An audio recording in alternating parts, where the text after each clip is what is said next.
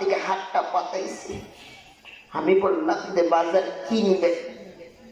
বলতেছে বাবা আমার কিছু টাকা দিন। আমি ডাক দিলাম, বাজান আছেন হোটেলের ভিতরে বসে? কই না। আমি বললাম আপনার ছেলে সন্তান নাই? বলতেছে বাবা আমার 3টা ছেলে, কিন্তু আমার স্ত্রী মারা যাওয়ার পর থেকে আমার বাড়ি থেকে বাইরে করে দিয়েছে। আমি এই হোটেলের ফুটপাতে থাকি আর মানুষের কাছে ভিক্ষা করি। যদি কথাটা মিথ্যা হয় মুসলমান এই বগুড়া শাহাদাতপুরে দেখবেন, এই হোটেলে প্রতিদিন যায়। আমি 3 দিন গেছি, 3 দিনে লাগাল পাইছি। কালকে রংপুর থেকে আসছি, কালকে লাগাল পাইছি। প্রায় আমি ভিক্ষাতে আমারে মাথা নাইরা দোয়া করছি। আর বলতেছে বাজান আমি দোয়া করি যে সন্তান তোমার মতো, যে মা যে সন্তানকে গর্ভে ধরেছে, তোমার মা বড় লাভবান। তো আমি বলছি যে আমার বাপ নাই, আমার মা আছে। আমি বাবা তালাশ করি প্রতি রাত্রে, কই পায় বাবা রে। হ্যাঁ মুসলমান, মঞ্চে প্রতিদিন দেখি বাবা নামে পালকিটারে দেখা যায়নি।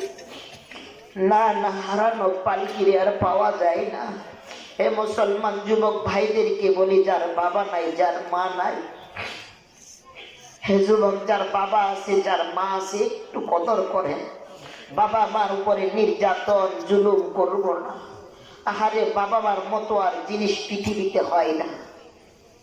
এই জন্য বিশেষ করে যুবক ভাইদের কাছে অনুরোধ, পিতা মাতার খেদমত করবো ইনশাআল্লাহ। আল্লাহ তাআলা তৌফিক এনায়েত ফরমান। আল্লাহর নবীর কাছে গেছেন, যাওয়ার পরে আল্লাহর নবী বলছে বরআ তোমার পিছনে কে? বলতেছে ইয়া রাসূলুল্লাহ আমার একমাত্র সন্তান আপনাকে দেখার জন্য এসেছে। তো বলছে দাও আমার সামনে।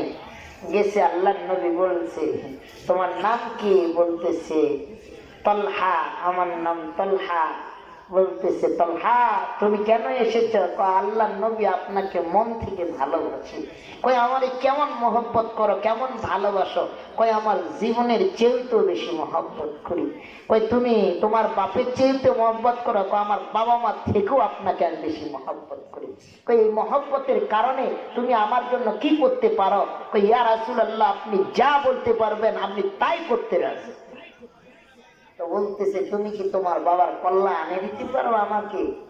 বলতেছে এটা কোনো ব্যাপারই না, হলো আপনি চাইতে দেরি, বলতে দেরি, আমি দিতে দেরি না। কেমন ইমানি পরীক্ষা। তো আল্লাহর নবী বলছে তোমার বাবার আমি কল্যাণ চাই না, তোমার ভালোবাসা দেখতে চাই। আল্লাহু আকবার। আল্লাহর নবী সাল্লাল্লাহু আলাইহি ওয়াসাল্লাম বরআকে